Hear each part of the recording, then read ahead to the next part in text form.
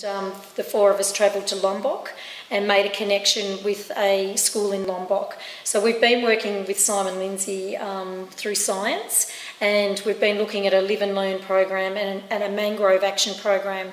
Mangroves in Western Port Bay are the southernmost mangroves in the world, and they're very unique. And once again, our kids and our staff had limited understanding of how unique our coastal environment was. So at the same time, we were starting this project in science, and we've been involved in the CAPS program, at Contemporary Approaches to Primary Science, over the last 3 or 4 years.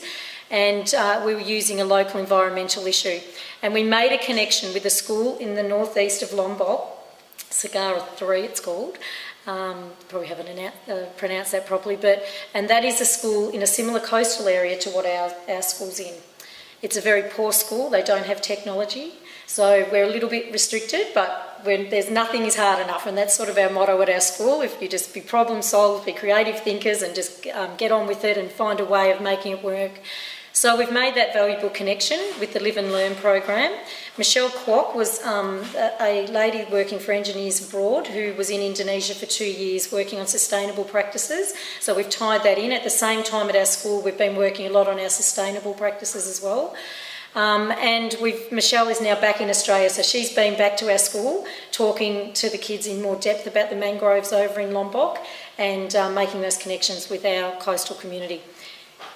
And yeah, we've travelled there, we're making the connection, the kids have written letters. I went back in September and took all the work back to the school, and we're now working in a stronger partnership with that school in Lombok. So it's mangroves across the seas, and here's a little boy in Lombok planting his mangroves and their school, and there are our children getting very muddy and dirty in Western Port Bay. And the t-shirts that they have on came out of our inquiry project last year, and they designed t-shirts, and we made the t-shirts for everyone, and that's what we sort of, we're promoting the kids leading this learning.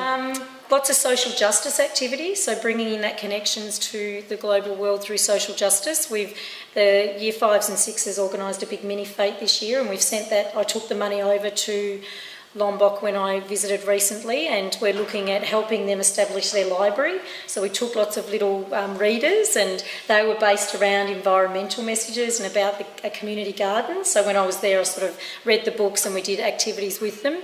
They're now putting in a community garden, and they're still continuing on with their work with the mangroves. It's about really trying to just move forward, and we can't talk to them with technology. They don't have any power. They have one PowerPoint run by a generator, so we've got to be really creative with what we're doing. So at the moment it is about paper and pen, but the Live and Learn program is also finished up in Indonesia, so that connection that we had, so nothing's too hard. We've actually got Hani on board, the lady that was with Live and Learn, and she's now made a connection with the university in Lombok, and they're interested in keeping our connection going.